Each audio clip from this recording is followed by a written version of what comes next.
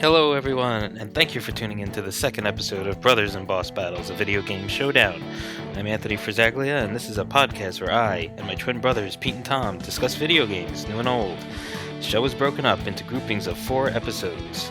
For the first 3 episodes of a grouping, we discuss a game, an episode that fits within a certain category or genre. We'll discuss what we liked and what we didn't like, the gameplay, story, controls, effect on the gaming world, and whatever else that makes a video game good or bad. Then on the 4th episode of that grouping, 3 games enter the proverbial arena and battle in a showdown, or brodown, since we're all brothers here, and we'll decide in that episode which game should come out on top for that grouping's particular category or genre. And today, we'll be discussing the second game of our 3D platformer category, and that game is Banjo Kazooie. Banjo Kazooie was developed by Rareware and released on June 29, 1998 for the Nintendo 64. It was later re-released in 2008 for the Xbox 360 via the Xbox Live Arcade. It is also available on the Nintendo Switch via the Nintendo Switch Online and was released in 2015 for the Xbox One as part of the Rare Replay compilation of games. Alright, Banjo Kazooie. Pete, why don't you give us some initial thoughts? Sure.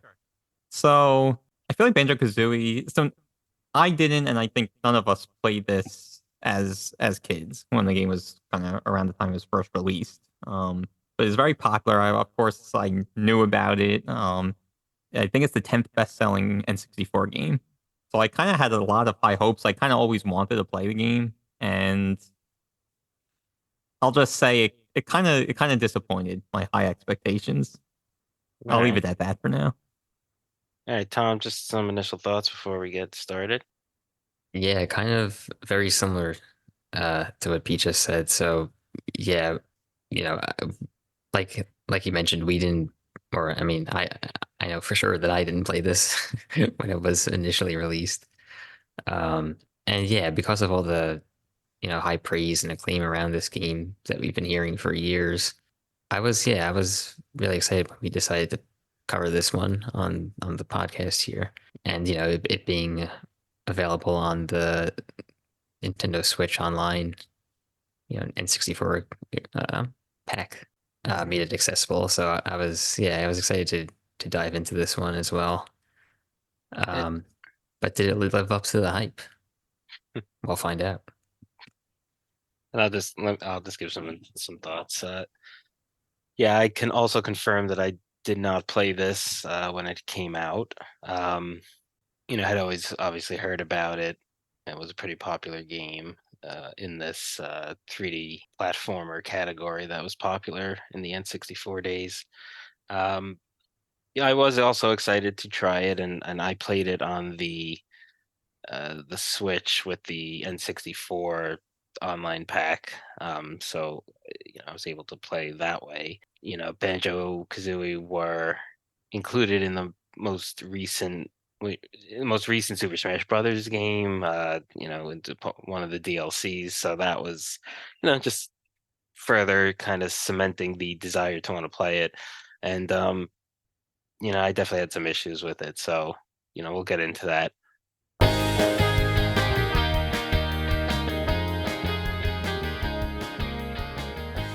All right, but first, I'd like to go to the responses from our mid-episode filler question last week. And as you may remember, on last week's episode of Brothers and Boss Battles, we discussed Donkey Kong 64. And as part of our mid-episode filler question, we asked, what ability would you rather have? Diddy's Rocket Barrel Boost, which essentially is flying, Chunky's Gorilla Gun, which is essentially invisibility, or Tiny's Monkey Port, which is essentially teleportation. Pete, why don't you, before we get into our own responses, why don't you read from any fan responses? Yeah, sure. So I'll read you my favorite one. This comes from Kevin Belmont, 55. Must be a horse racing fan. So he wrote, I choose the Diddy Rocket Booster to frustrate Anthony even more. I have to say, it's pretty sound logic. Can't argue it. Yeah. That was my favorite. That was my favorite one. Well, I will say, flying would be a great ability, but I have to kind of say that I think I would pick Chunky's Gorilla Gun. invisibility. And there's this, I don't know, I think it's like a psychological test or something where they ask people, would you rather have the ability to fly or rather have the ability to turn invisible? And it's supposed to kind of say something about you if you say one or the other. I guess they feel that wanting to turn it or have the ability to turn invisible would allow you to do nefarious things, and that might sort of be a red flag. But despite that, and despite what those psychological tests might say, I think that would be the coolest ability, and I promise I won't use it for evil. What do you guys think? What would you guys pick for your moves? Yeah, I think I would go with the monkey port, actually, the one that hasn't been mentioned yet. I just think, so this is the teleportation one. I just think back to like how much time I've wasted on subways and long car rides and stuff, and having the ability to just instantly get to where you want to go seems to be a pretty good one in my opinion. Would you have to, I guess we're sort of not having it where you'd have to teleport to a pad with your face on it. Well, I mean, that might be a requirement, but I'm used to say how many of these pads you can put down. Yeah, true. All right, Pete, what about you? Yeah, so I actually also went with the monkey port, and it had a pretty similar logic, sounds like, as Tom did. And yeah, even if we were limited to teleporting only to places that we had been before to drop down pads, I'd still pick the monkey port. So what is the one thing that everybody wants in life but nobody could ever get? It's more time, right? So that's kind of what Tom was alluding to, right? Imagine every time you were going to work or visiting family or just going anywhere that you go from time to time. You could just get there instantly. Then just think of all the time you could save, all the more video games you could play with all that extra time. So yeah, that was a good answer. Yes. So that was my train of thought. I think this is the definitive answer. All right. Well, I will say this. I don't know who would pick flying ability if it was anything like Diddy's rocket boost power in that game. So sorry, Kevin Belmont, but you never know where you were going. Yeah. All right. Let's go back to the regular show. Thanks for all the responses.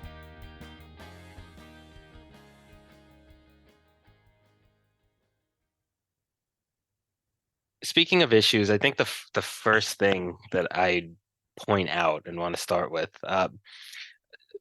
well, first I'll start off just for the listeners, just some basics about the game. It's pretty simple premise.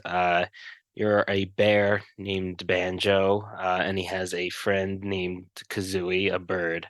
And Banjo's sister Tootie is kidnapped by the sort of the evil witch, who sort of looks like a stereotypical evil witch, Gruntilda, in order to steal her youthfulness, so Gruntilda can remain or become young and beautiful. So, Banjo and Kazooie essentially then set out on this quest and go through various different levels in order to finally confront Gruntilda and save Tootie. So, with that said, as far as the game's set up and all of that, Tootie gets kidnapped. You're in your sort of like home world, and then you have to go to Gruntilda's lair in order to get to the various places where you have to go to face her.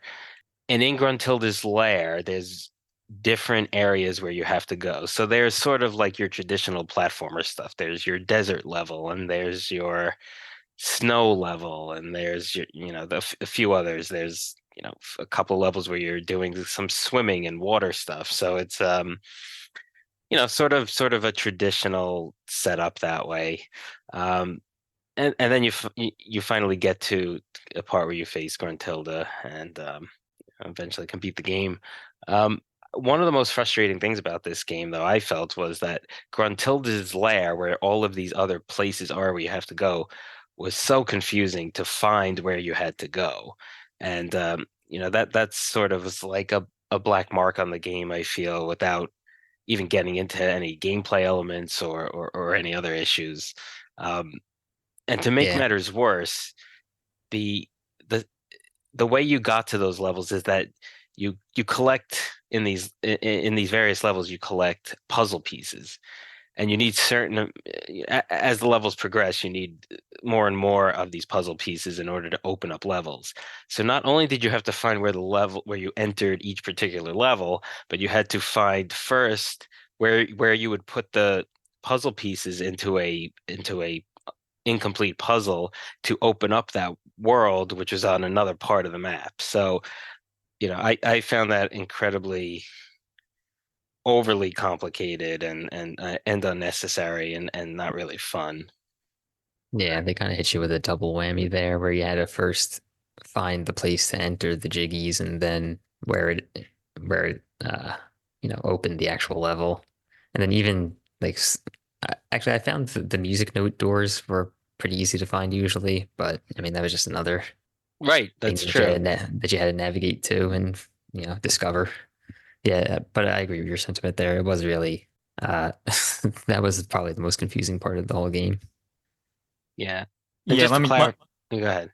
No, I want to chime in. I mean, I completely agree. It was way too complicated. So my approach kind of for this game and really probably most of the games we're going to cover on the pod is, I'm going to try to play without any sort of guide or walkthrough, but I will use sparingly just to kind of move things along. And I found myself having to use the walkthrough most of the time when I was just trying to find the next level to go into, like more so than achieving something in this particular level. So definitely, as we're discussing, one way this game could have been improved is just to have the incomplete puzzle where you enter the jiggies basically in the same spot that the door opens to the level. That way it's kind of reduces the navigating by half and like, Right. you know, but Yeah, even with that improvement, I still think it would have been too unnecessarily just, navigation heavy with no real guide or indicator of where actually it is you need to go. Yeah, and the other thing is and just piggyback on what Tom said about the musical notes. So this game is like collectathon. It's the collectathon of collectathons. It's really heavy on that. So, you know, in these levels, there's several things to collect, but the most imperative things to collect in order to move forward are musical notes, of which there is 100 in each of these particular levels in Gruntilda's lair, and puzzle pieces called jiggies, of which there's 10 in each level. So the musical notes open doors to areas where you can find the puzzles to put the the uh, it's jigsaw pieces in, and then eventually get to where you actually enter the particular level. The snow level, the desert level, whichever one you're on. So it was just so much of that, and just really not a fun element of the game. Yeah, I mean, some people, I mean, that aspect for sure. I mean, going back to the collectathon comment, some people enjoy that. There's other things to collect as well, right? Each level there was the 5 Jinjos to get And they give you a jiggy. one Jiggy, yeah. Yeah, And then they had the Mumbo skulls, right. and then things that help you along in yeah, combat or whatever. The honeycomb feathers, pieces. the eggs, yeah, your health, yeah, yeah. Yeah, so just sort of as a disclaimer on this, eh, you do- A, the spoiler disclaimer, obviously, we do that sort of at the beginning of each episode just to warn listeners, though this game is over 20 years old now, so if you want to play it, probably should have already done so. Like there's not And even much to spoil here. yeah, There was again, like, other than that opening cutscene and then the end, there was like no story at all, yeah. or like any kind of you know narrative. You're just kind of like, you get your goal at the beginning and then you just Mhm. go through these like random seeming levels and then you're at the end. Yeah, and it's true. I don't think there's even much we could scramble, like even talking about the levels. Like this game, if you want the challenge of playing it, you could play it knowing everything, and it probably won't make things much easier. But Anyway, so A was the disclaimer about the potential spoilers in the episode, but B, I just want to point out I played this on the Switch, which allows the save states, and I abused that to no end in order to get through this game, which again was sort of another bad mark on this game is the fact that the only way to make it sort of bearable was to use those save states or save scumming, as some people say. So it's like you know, I did that too a ton. Like at first Same. I wasn't using it that much. I mean, and thankfully the earlier levels were kind of easy, but then like once I progressed to the game, I was doing it like every I don't know, every 2 minutes I was like oh saving. yeah, no, me too. It was like I would get five musical notes and I would do it like Yeah, five in yeah. a row, and then it's like, okay, I gotta save now. Yeah, so I had the same experience. Also played on the emulator on the Switch. And that really is, I think, the biggest complaint I have with the game is that if I was playing on the N64 without those save states, it's just the difficulty level is just like through the roof, and just you would be repeating the same thing over and over again. You die, now you have to recollect all the musical notes, or Yeah, way too difficult. I think that if I was playing this on N64, I would have just, quit it out of frustration. Like I wouldn't have made it to the end of the game.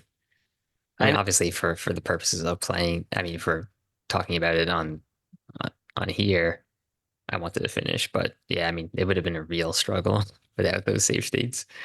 yeah, like So, we so mentioned how not long? pl- hmm, No, what? I was gonna say. So, how long did did it take you guys to beat it? Do you guys know? And this is, of course, saving every Yeah, 5 minutes. I don't know. I'm not exactly sure how it saves, the time, but I mean, at the end of the game, it gives you kind of a summary of like what your totals were, right? Yeah. Yeah, so mine was 13 hours and 40 minutes. Oh Okay. man, I Mine was think almost 17 hours, and that doesn't include all the times you reset to your save state. Yeah, yeah. So oh yeah, so I it must have been 25 hours plus for me. yeah, and I just really wasn't expecting that from a game like this. But Yeah. I Honestly, if yeah. you read stuff on the internet or whatever, I feel like it estimates 10, maybe 15 hours max. Yeah, I mean it's So true. It just that's 10 extra hours that I played, yeah. at least, of just sort of dying and Yeah, and it would have retrying. been an extra 10 if you weren't able to save every two Yeah. seconds. I Yeah. think it would have been an extra 20 if I wasn't Yeah, able to yeah. see. That's true. Because, in true N64 3D platformer lore or whatever, like the controls were not good. The camera angles were not good. Um, they'd have you do this platforming on these little planks and things like that were just so hard to sometimes just know where you're jumping. So it's like you jump, you think it's perfectly fine, then you're off the edge and you die, and you have to start all of that over again. Um, so just yeah, I mean, as far we should maybe get into the gameplay a little bit. Um, and I know the refrain will be, well, that's just a product of the time, but I don't understand why they made like this is such it has so many other elements as far as the collecting and some fighting. I just don't feel I just feel like they didn't have to make the platforming so difficult. Like knowing that the controls and the camera angle aren't good, maybe make the planks bigger or the spaces you're jumping on bigger. And so that was another big sort of complaint. And without the save states, I just feel it would have been very, you know, con throwing the controller worthy. Yeah, it would take so long just to get up a mountain, Yeah. without even, it's not like there's a big boss battle that trying to figure out how to beat or whatever. Like, and then, there's a lot of enemies as you're trying to, platform and walk up these mountains or whatever, that'll just knock you right off if you get hit once, and then you gotta, start all over again. So yeah, I was using those save states just for that. Every time I got past one enemy that didn't knock me off. Yeah, yeah. There was the one in the final level, I think it was like Click Clack Wood or something. A click But clock like would, yeah. yeah, yeah. With the different seasons. Yeah, but when the enemies like pop out of the holes, and like Oh yeah, yeah. but then this part where you have to like platform, you have to jump to a platform where there's only room for you and the thing, so like you have to like pre-peck when you jump. Right. And some of those took me so many tries to get. Were you able to kill those guys? Yeah, yeah. Oh, you were. I didn't kill one of those guys. I just like always tried to That set them. I'm glad this came up because I knew how to kill those guys. Right, you had to jump and then use Tui's like little beak attack or whatever. But as they intro one of my another one of my complaints of this game was that as they introduced new enemies, it was not clear at all how to attack them or if you can attack them, or I don't know if you Yeah, guys felt the same way. Like I, there were I some did too. enemies where I just like you here, I just didn't even try to attack. I didn't know Yeah. how, and Yeah.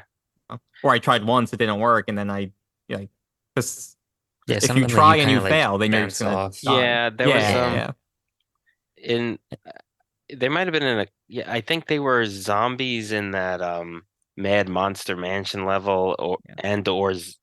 mummies in that desert level that were like you couldn't kill. Like you could just like make them like stunned or fall apart Yeah. for like 10 seconds. But those are frustrating. yeah. Yeah, There my was go ahead, Tom. there was like the ghosts in the Mad Monster Mansion Oh level. yeah. Like I didn't find out until the end, like basically when I was almost done with the level that you have to use the invincibility move to kill them. Oh, the invincibility kills them. Because yeah, it was very frustrating for me on top of everything else to get to the final battle with Gruntilda. I didn't have enough musical notes to open the door. So I had to go back to a few levels and traverse through that confusingness that was Gruntilda's lair. Um, and one of the levels where I decided to go back and get musical notes was the Mad Monster Mansion, and there's like one section where it's I guess it's like a church or something, and it's like there's pews and stuff, and like there's two of those big green like monster ghosts in there, and they're just trying to platform onto the top of the pew, like the back support where there were some musical notes without getting hit by them. It was just such a pain in the neck for four musical notes essentially, but it's like very annoying. And speaking of the musical notes and having to go back, another very annoying thing in this game is the fact that the 10 jiggies per level, you were able to get, and then if you died or if you left a level and had to come back, that jiggy count would stay. So if you got 8 on your first playthrough of, Mumbo's Mountain, then you could go back later and get those other two, which makes sense. That's good. But the musical notes reset every time you died or left the level. I mean, there were times where I like accidentally left the level by going on that platform, and then I it's did my the same musical thing. Yeah.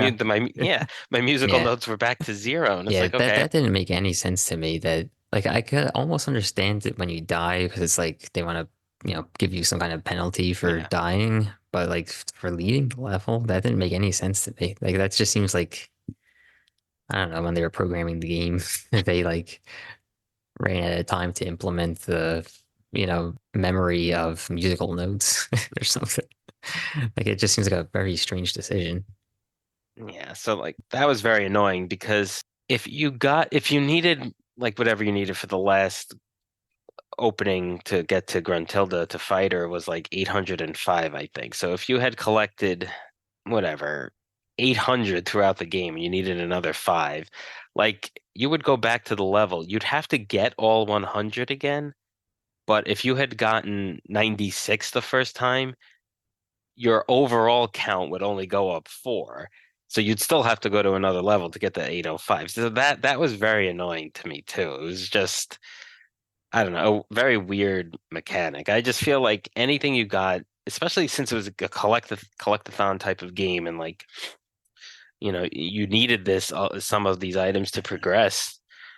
Um, that it should have just been a counter for every single item, and then you just or at least the musical notes and the jiggies.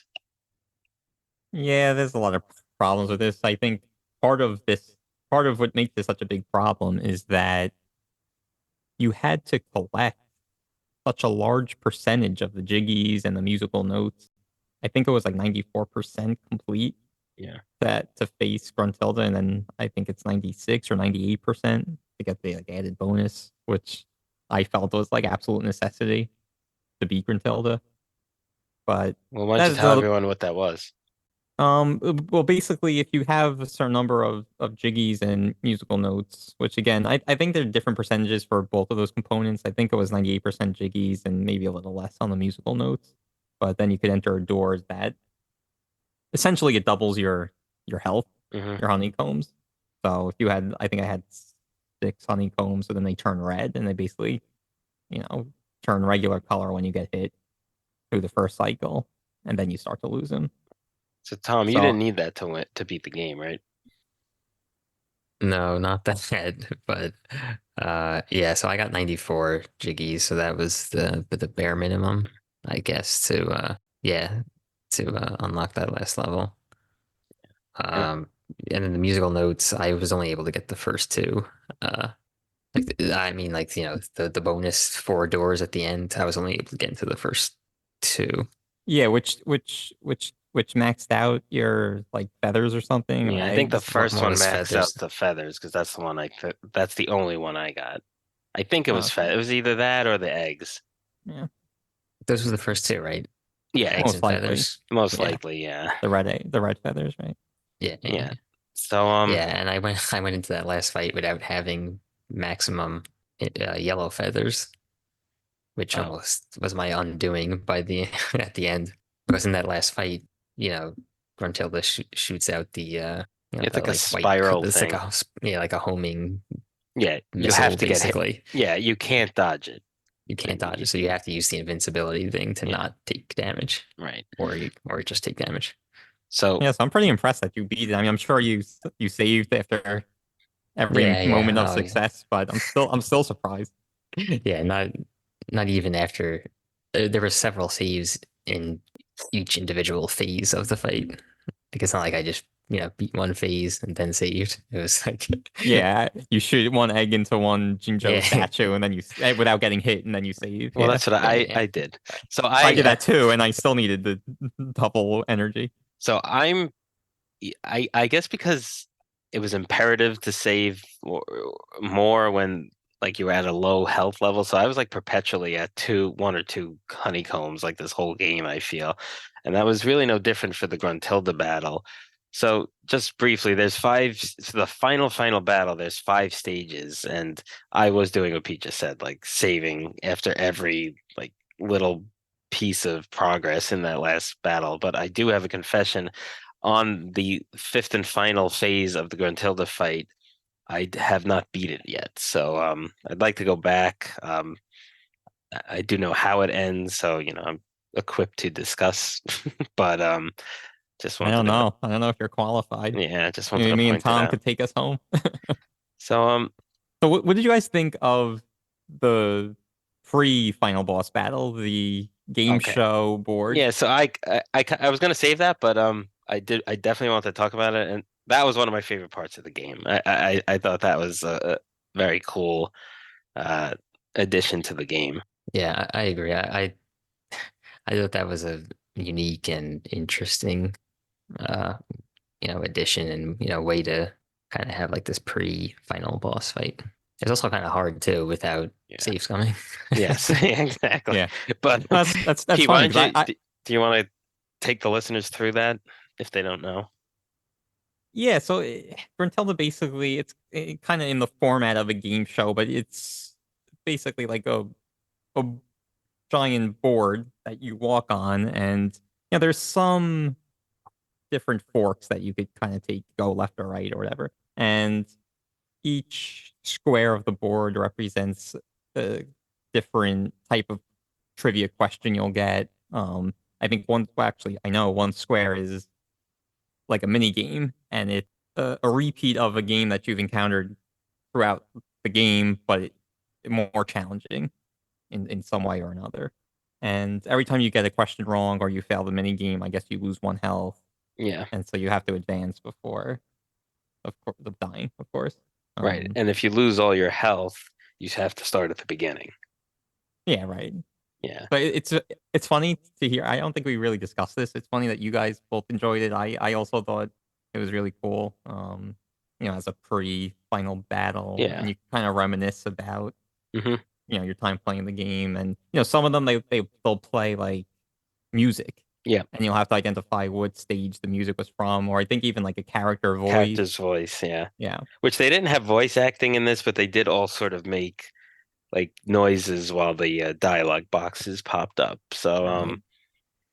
you know, Yeah, honestly, I wish I knew I was going to encounter this, and I would have paid more attention mm, to those things, yeah, and I probably would have enjoyed the game a little more, I yeah, think.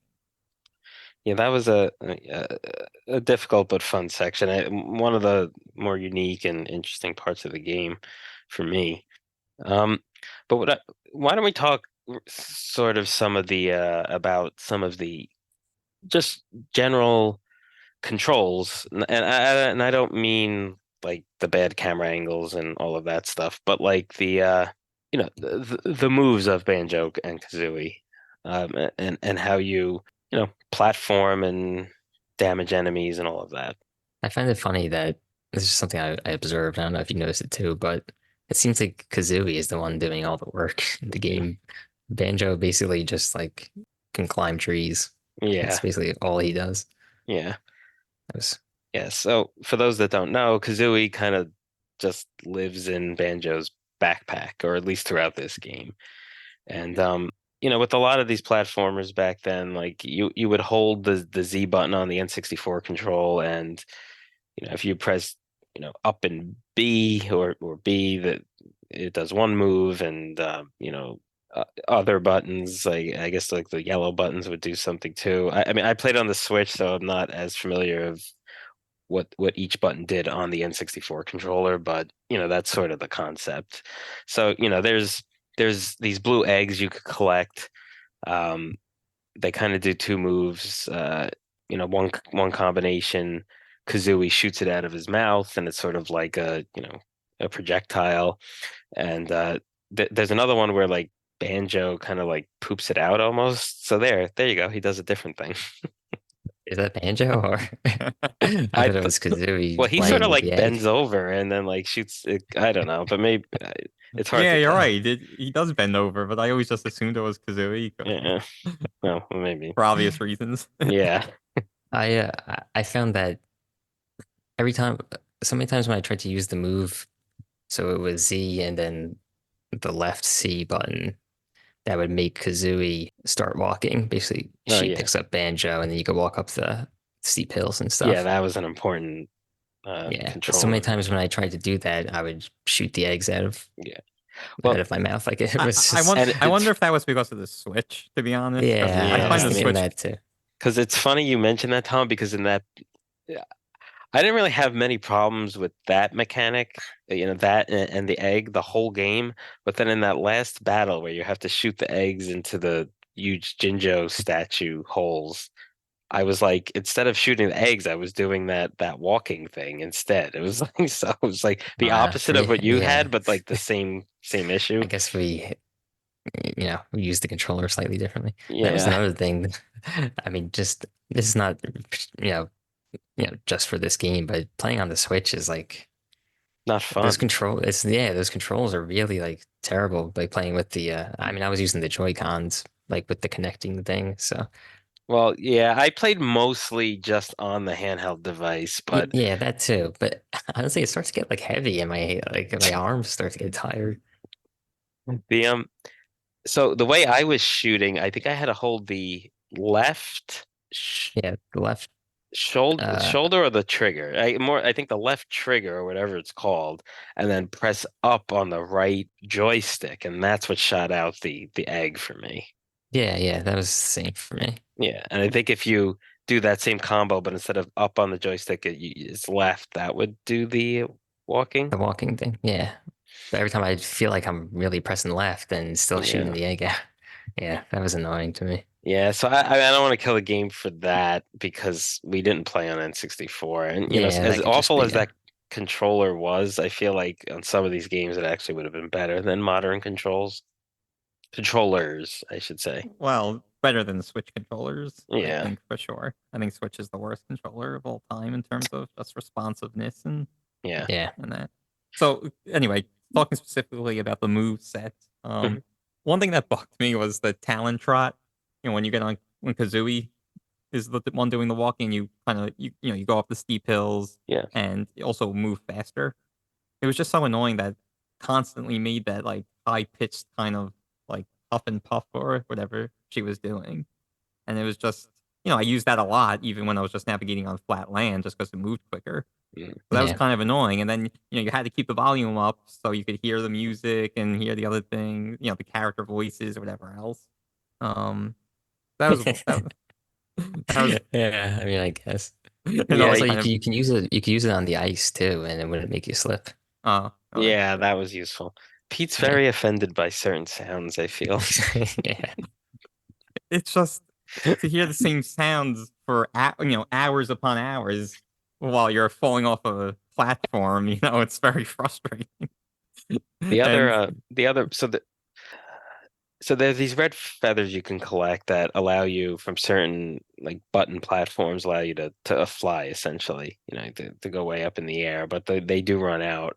But one of the moves that often coincided with was the beak bomb move by Kazooie, where it's like you'd pick a target and you'd press B while you're in the air flying, and you would just sort of like almost like a jet right into whatever the target was. The only problem was is that the controls were just so bad, and you couldn't lock on a target. That that was just another. It was a cool move, I guess, but it was just another frustrating mechanic that was tough to work with, and in some levels you needed it, like that the snow level, Freeze Easy Park. Like in order to get some of those jiggies, you needed to hit those, the hats on the snowman, or the buttons on that humongous snowman in the middle of the level, and you needed to use the beak bomb, and it was just like it paid more just to like fly right in front of it and then press B, and like there'd be no distance to close, but at least you'd hit it. Yeah, it was hard to tell where you were going when you initiated that attack or that move.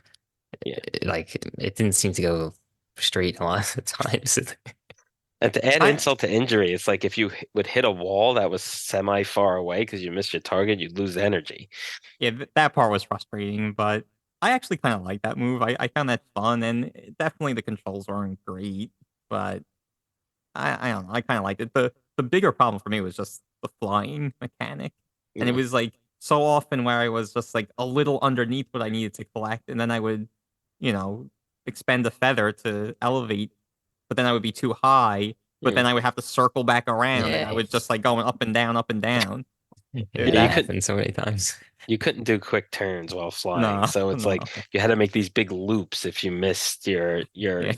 destination on the initial shot.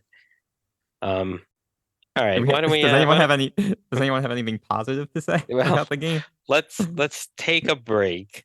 We'll see if we can unearth anything positive, and we'll probably continue with some more negatives.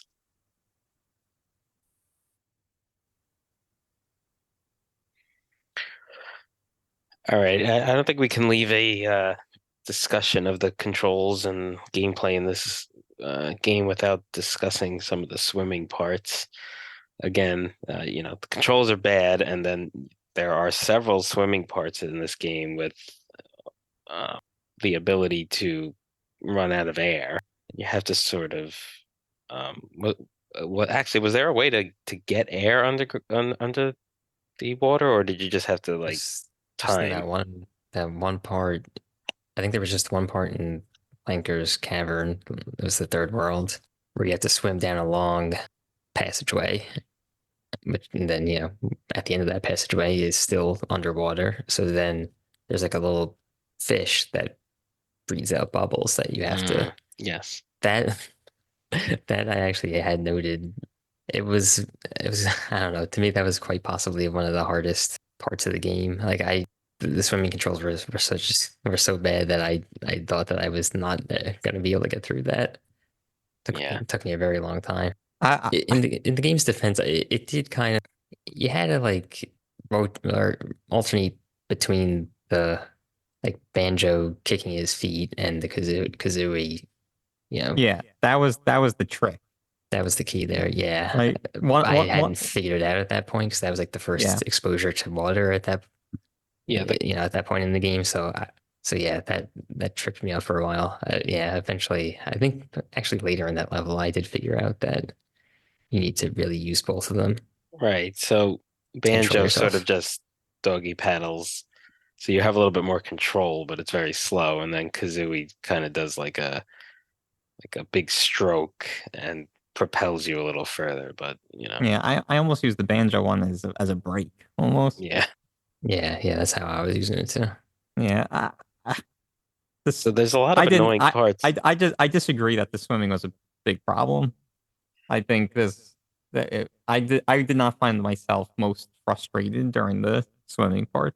I mean, yeah, I guess, but it was just in a lot of levels. There was the Clanker's Cavern that Tom mentioned, and then later in the game, the Rusty Bucket Bay level. And then just in Gruntilda's lair itself, there were areas where you had to swim, particularly towards the end.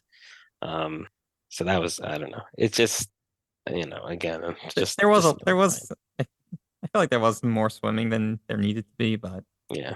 wasn't a big problem for me. So, I don't know. Did you want to, I don't know, any other negatives, like general negatives? I'll throw one out, but it kind of maybe segues into the positives, hopefully. So I don't know if you guys had the same experience, but when I first started the game, like the first level, maybe two, I didn't really know like what the musical notes did, what the jiggies did. Like I was kind of confused as Mm, to what I needed to do, what I needed to collect. So even that yeah. first level is so easy, but when you go back to it later, but I was just the whole time I was kind of confused as to what I was supposed to be doing, and Yeah. in the grander scheme of the game, what do Right. these things mean?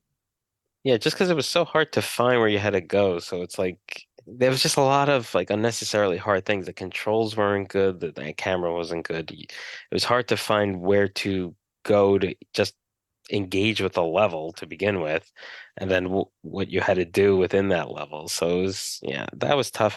And before we move to any sort of positives, I do have to point out like a thing that I just don't like in general. There were a couple of points in this game where you had to like swim or fly or go through a thing that a certain number of times, and you usually wind up being three times to either get a jiggy or to make something move in order to progress further. And it just, I don't really like that. I mean, there's a couple. I'm thinking in Freezeezy Park, there was like sort of like a Christmas looking tree with a star on top, and you had to go to the star on top, which was, open, three times in order for something to happen. And it was like you're doing that while managing those annoying flying controls that you mentioned. And then it was Clanker's Cavern. There was a like an underground giant key that you had to swim through, like the keyhole portion, like the handle portion, to have it turn to, and like there was like a chime when you would swim through it, but yeah, so I guess that was sort of your clue that you had to keep doing it, I guess. But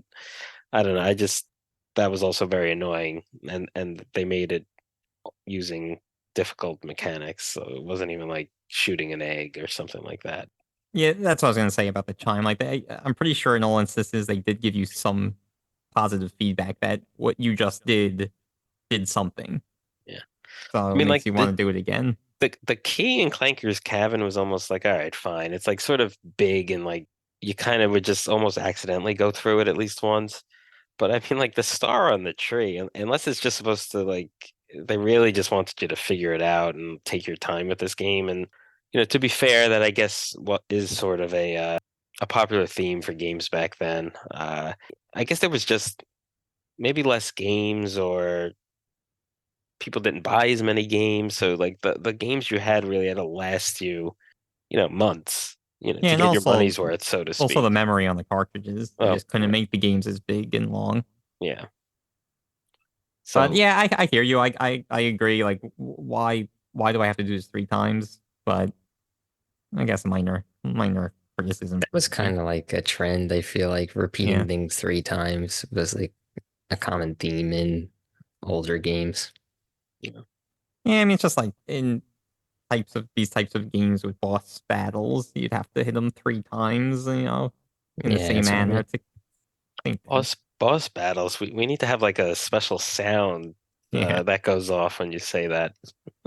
Um, So generally, if we can move on to some positive, I was just talking a few minutes ago about how I was kind of confused at the beginning as to what I was doing, but once I learned and realized where everything kind of fits into the grander game, the game did grow on me, and I feel like sort of in the middle levels, I was enjoying the game a lot.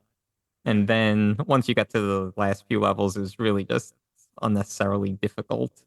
And I kind of wanted the game to be over at that point. But that's I a did good have there are times when I was enjoying this game. yeah. Let's put it That, that way. that's a good Yeah, backhanded compliment.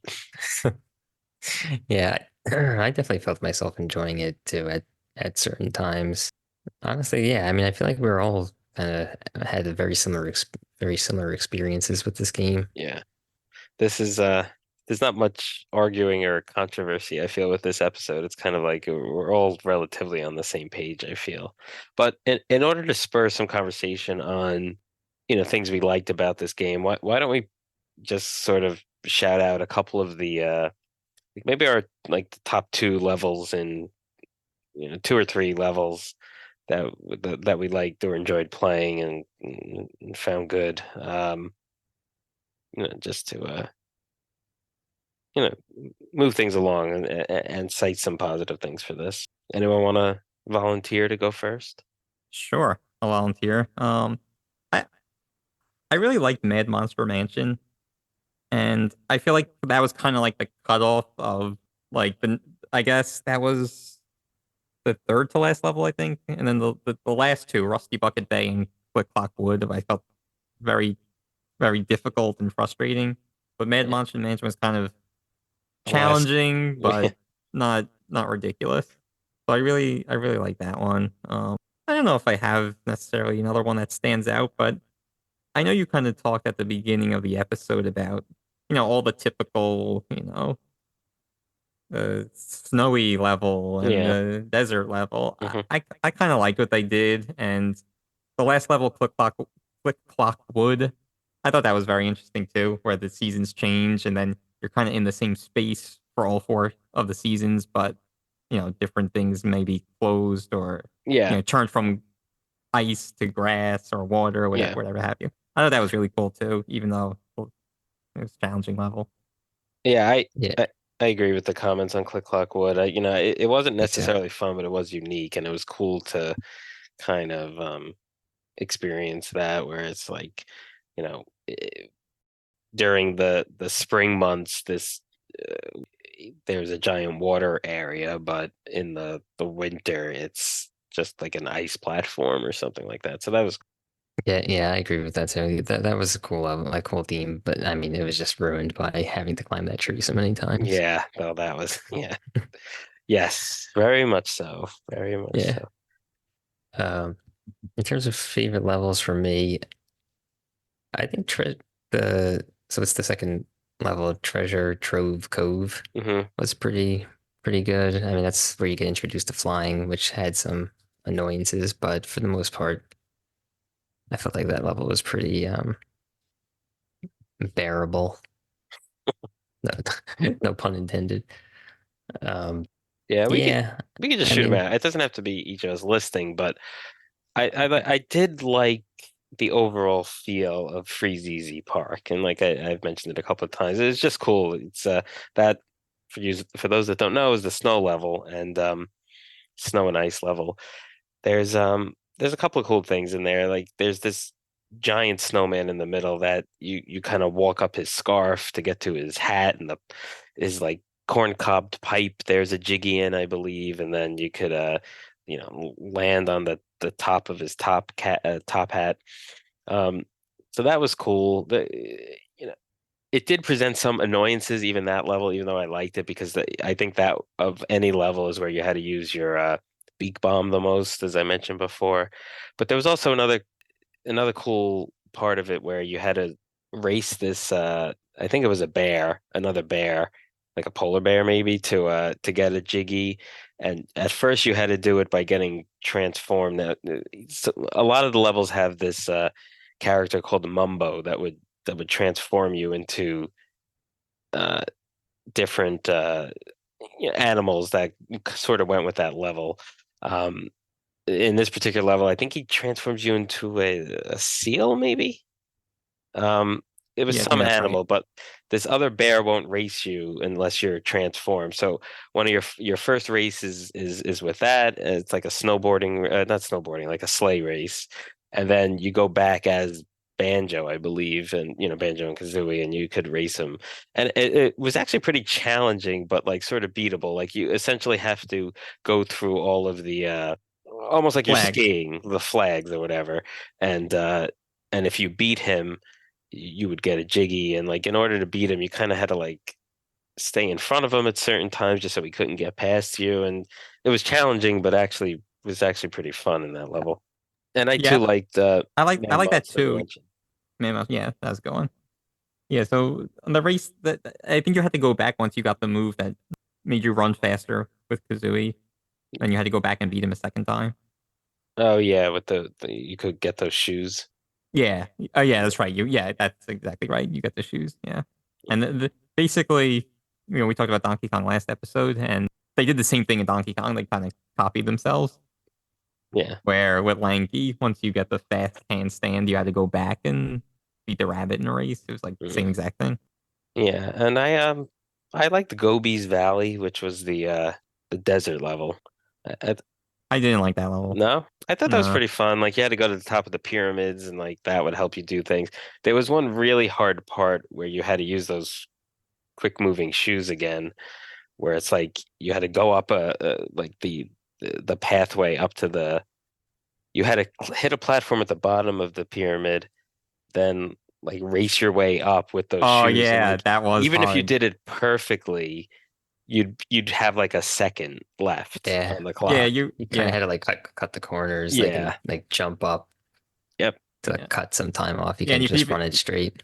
Yeah. yeah, and I think you get like a head start. You kind of like jump as you get the boots or something. Yeah, that was challenging and took a few shots, but Another thing in that level, it wasn't necessarily challenging to do, but for some reason I couldn't figure it out for a while. Was when you had to use the shoes to grab the Jiggy from the hand that comes up oh, like from the the big ground. mummy hand. Yeah. Yeah, yeah. That was like a Y- simple one that took me a long time. Yeah. Yeah, Where and did you there were guys? like magic carpets you could ride in Yeah, that level that you had to sort of like time as well. But yeah. So moving on from the levels, what did you guys think of just like the narration and Gruntilda's rhymes and yeah. jokes and stuff? Well, I enjoyed them. yeah, I'm kind of glad you brought that up because I actually those little sort of like random snipes at Banjo and Kazooie were kind of funny. Yeah, I just thought it was, and it was just like all these like dumb rhymes. It's like I don't know if I could like even like pull one up or remember one, but Yeah, I can't really cite any in particular, but just generally speaking, I kind of I enjoyed them. You know, I enjoyed many of them, not all of them, yeah, and because they were like very punny. So yeah, Yeah. Yeah, there's some flavor. That was cool. I also I liked Kazooie, just like how she would fight with the gopher. with And everyone. like well, pretty much everyone, Yeah, she yeah. was, But yeah, and it I was like yeah, that because it fun. too. was like Banjo was sort of like lovable, but like not stupid, but just sort of simple, Yeah. and like Kazooie was just very sort of sharp and like just Yeah, Kind of a cynical troll. and Yeah. yeah. yeah. Yeah, but, There so I pulled up some. It's just like okay. one is that ugly bear, you feathered freak, is nothing but a stupid geek. It's like just so dumb, but it was They made they me were chuckle. Do those were good. you have any more? Or? Yeah, your your butt will tell you, and you'll know when my boot swings to and fro.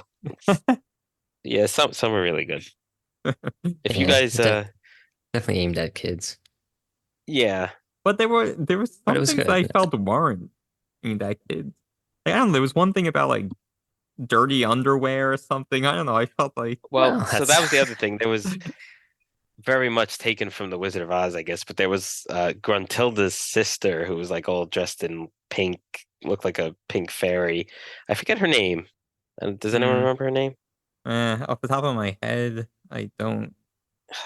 We can look that up, but she Oh, would tell Brentilda. Brentilda. Gruntilda, Yeah. yeah. So the she would sort of tell you secrets, quote unquote, about Gruntilda throughout the game when you found her that would become relevant in that game show portion that we talked about earlier. Because some of the squares were of Gruntilda's face, and that was like a fact about her, and that was all sort of like, she went to smelly, smelly university, and like, like Yeah. silly things like that. And I think there was a joke about like underpants or something on that, but yeah. Yeah, and that going back to the comment I made earlier, that's another thing. Like, I I encountered her and I didn't know like what I was going to use that information for, Yeah. so I wasn't really focusing on what the Yeah, me sister was too. telling me. I was like just pressing the button to make it Yeah, speedily go by without really paying much attention to it. I feel like though during that quiz at the end, I was able to guess a lot of those right. yeah, you did, especially navigating Gruntilda's lair, like going back and forth a million times. You encountered the same sister, 100 That's true. times. So Yeah. it kind of just some of the things just got embedded in your brain.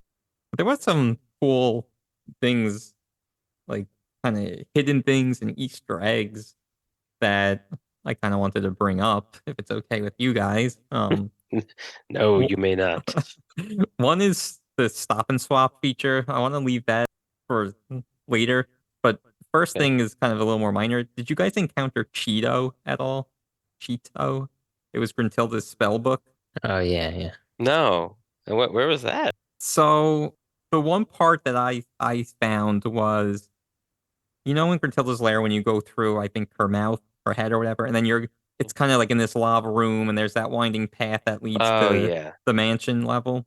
Yep. If you keep going up, there's basically a little hole that you can only fit in if you're the pumpkin from the mansion. Oh. And then in there you meet him, and basically he gives you a code um, that will increase the maximum number of blue eggs, gold feathers, and I guess the other one was red feathers.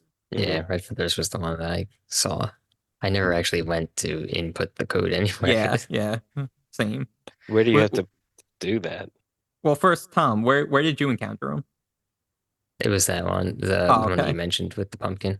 Yeah, okay. Yeah, the other two I'm not sure where he is, but so Oh, anyway, so that's you have kind to of find them 3 separate times. yeah, exactly. Is it all as the pumpkin? No, I don't think so. Oh, No, no. okay. Maybe it's the different other things you get transformed into. Yeah, honestly I'm not sure. Maybe it's you have to fly somewhere really high Yeah. or something. I don't know. But that was kind of cool. It's our spell book, little Easter egg thing. So do you remember you in Treasure Trove Grove when you go? I think you drain the water and then you go into the sandcastle or Sandcastle? something. Yeah. Yes, and then there was a bunch of letters and you could input codes. Do you remember that part?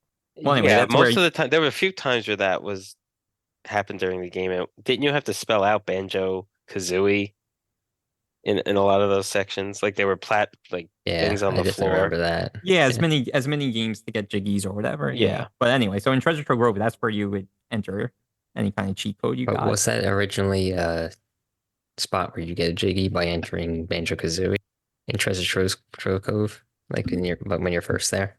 I thought so. I don't think Like I they guess where the changed. point I don't think they what I'm changed really anything trying to about that. ask is like, Was it? is that location where you end up entering the code, is that used at all before you have access to the codes? Like, do you get anything else there when you Well, yeah, first go you do to? the Banjo Kazooie to get a Jiggy. Okay. Yeah, I don't remember if that's You true or do, not. yeah. Okay, I remembered that, but I'm looking it up right now too. So okay. So yeah. anyway, this topic on the sandcastle kind of relates to this stop and swap topic. Um, so for those that are not aware of that, I really highly suggest doing a little research. I mean, to me, it's very fascinating. basically it was a way to try to transfer information from one game to another. So Banjo Kazooie was the first game at this time being developed by Rare, and they wanted to basically pass information. So if you 100% of this game, you would get an egg, basically an Easter egg, an egg, and then based on that information, that you 100% of this game, you would get a secret item or a secret area in the next game being developed, which happened to be Donkey Kong 64. So kind of the Oh, history of how this all happened, and kind of why it didn't really come to fruition. So it was with the idea of one of the team members, Tim Stamper. So he has to, more of the technical guy, Paul Machikek, forgive me for mispronouncing your name, Paul, but he basically asked him that question: Is there a way to pass data from one game to another, without it being like a password text that you would find in a magazine? At the time there was not really internet; it was magazines. yeah. Um, so again, he wanted, if you 100% of the game, you were supposed to be able to get these hidden items like eggs. There's also the infamous ice key that actually I think you could see in the normal playthrough of Banjo Kazooie, but you can't access it, of course. And so, the idea was to use these items in future games. So he actually, and I'm not going to get too technical here, but he actually used his knowledge of kind of electrical components, and when you cut the main supply, the electrical components in the device still maintain a charge for some time. So in computers, the charge remains for some amount of seconds or maybe minutes afterwards, and that RAM memory remains too. It's not all lost instantly. So basically, he wanted to test out, how long would the information be reliably retained after you cut power. So in this case, it would be when I shut off the Banjo Kazooie game, take out the cartridge, and then put in the Donkey Kong game. How quickly would I have to do that? Is it even feasible? Where there would be the information from Banjo Kazooie stored long enough for it to be read by Donkey Kong. So he did that, and then he also included a bunch of checks to make sure that it wasn't sort of a random set of data, but was actually true. And they did tests, and they had like the older versions of the N64 at the time for the different regions. Hmm. And so what they found out was that that packet of information would survive reliably for 23 seconds after powering off. So like the idea was to claim to the customer, 5 or 10 seconds just to Yeah. be on the safe side and still a sensible amount of time. Hmm. What they had mapped out was that it would be transferring data from one game to another for 6 games. So it was Banjo Kazooie, then Donkey Kong, then Conker's Bad Fur Day, Jet Force Gemini, Perfect Dark, and then the eventual sequel to Banjo Kazooie, Hmm. sixth game.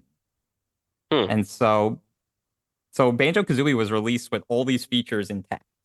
But then during the development of Donkey Kong 64, right, this is really when we're going to use Yeah. these features. So the director of technical support for Nintendo actually nixed the idea, and you could go online, you could see the like 1-page letter that he wrote to Rare, which I don't know, I find fascinating. But basically, he was saying that there was no way to guarantee the data would be stored for a sufficient amount of time. And he also raised concerns that it might lead to damage to either the console or the cartridges. And as much as it stinks, it turns out that later versions of the N64, the upgraded hardware or whatever, it only stored the data for about 1 second. Oh wow. Yeah, so he was kind of right Yeah. in It's nixing the interesting. idea. So I had read a little bit about that, and I thought it was just to transfer data to like whatever the next Banjo, like the sequel to Banjo Kazooie. I didn't realize it was going to involve all these other, rareware N64 games. But so is the concept like you'd have to, you know, shut the game off, take Banjo Kazooie out, put another cartridge in, and turn it on, and then at that point, Yeah, like, would once you you have turn it to do on, that every time, or would at that point Donkey Kong, let's say, would always have that extra content for whenever you plugged it in? that I'm not sure, but I imagine it would, if you did it once and validated that you had this egg from Banjo Kazooie or whatever, I imagine you would not have to do that every time. But Yeah. I did not specifically come across that. Right. Yeah, and we talked about some cool things in the Donkey Kong episode. So, for the listeners who didn't listen to that episode, I highly recommend going back if you're interested in this stop and swap feature. But anyway, so going back to the sandcastle, they actually did, before the release of Banjo, they did put in sort of a failsafe in case the stop and swap didn't work out, and which was codes that you could enter into the sandcastle. So you actually can get these eggs by entering codes in Banjo Kazooie. But they don't do anything. They don't do anything. Yeah. Because the feature in the subsequent 5 games wasn't included. Right. But it's in Banjo Kazooie. But yeah, that's interesting. I wonder if it's in the Switch version. Yeah, I don't know for sure. I think it is, but I don't know for sure. Yeah, I'm pretty sure that those are pretty faithful ports or recreations from the old. Maybe the better question is if it's in the Xbox version. Oh yeah. Right. You could play this on Xbox on Game Pass. Right. Yeah.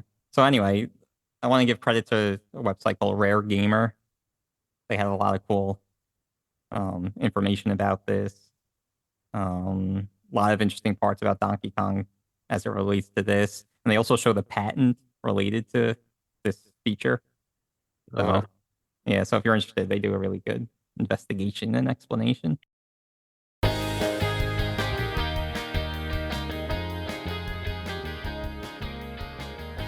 And that song means it's time for another mid-episode filler, Would You Rather edition. For this week's Would You Rather, we decided to go with some of the fun facts that Gruntilda's sister, Brentilda, tell Banjo and Kazooie throughout their travels, in order to aid them on their quest to defeat Gruntilda. So, these 3 things that we're asking are all things that Brentilda says Gruntilda supposedly enjoys doing. And because of that, we'd figured we'd ask our listeners and ask each other. So, for this week's Would You Rather, would you rather A. drink an entire camel spit milkshake, B. sleep in a dumpster for a night, or C. spend a day bursting people's boils?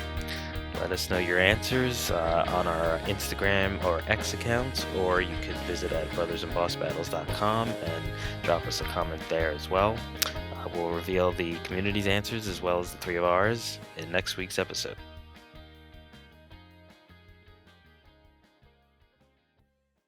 All right. I mean, anything else to add, guys, or should we do some final thoughts on this game?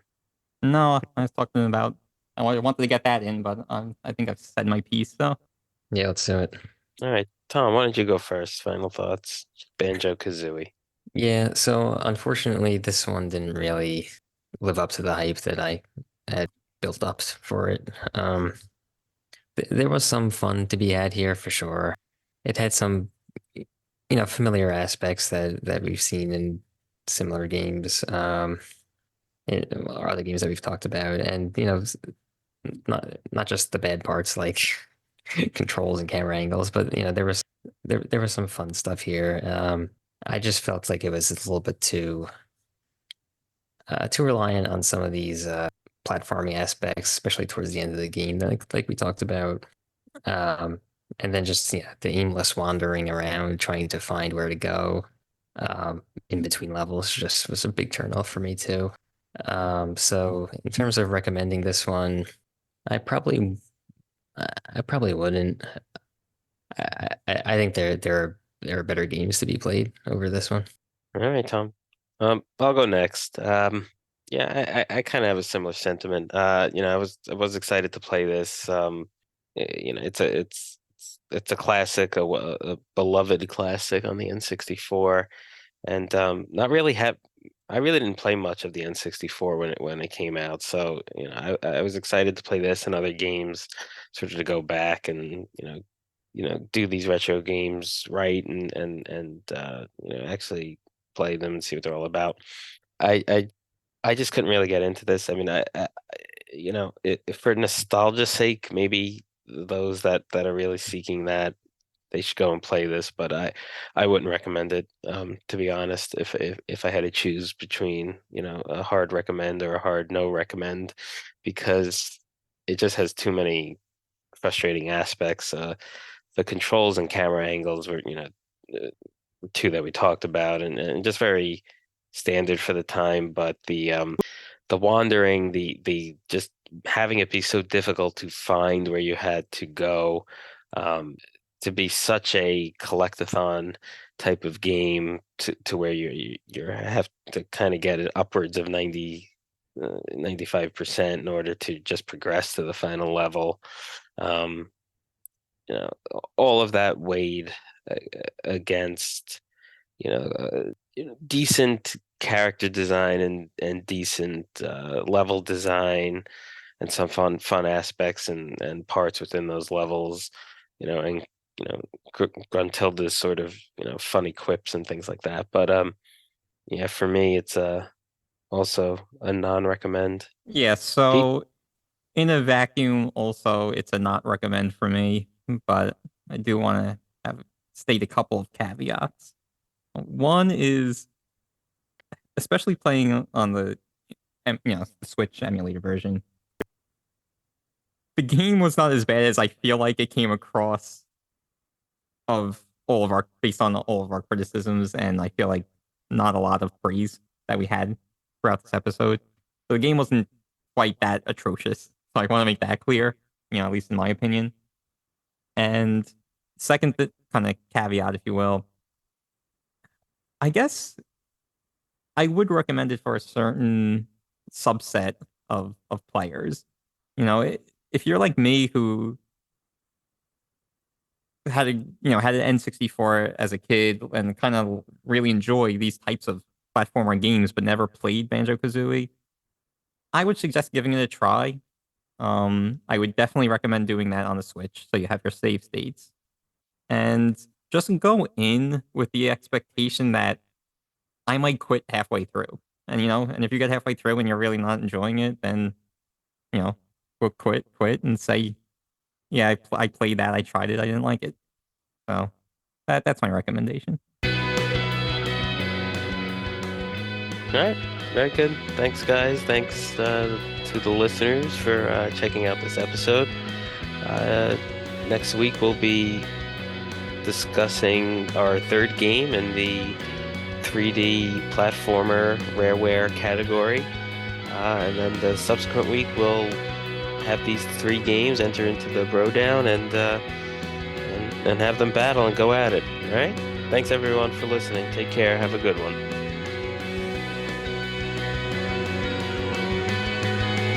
Check us out on Instagram and X at BROS Boss Battles. That's Bros Boss Battles. Check out our website at brothersatbossbattles.com.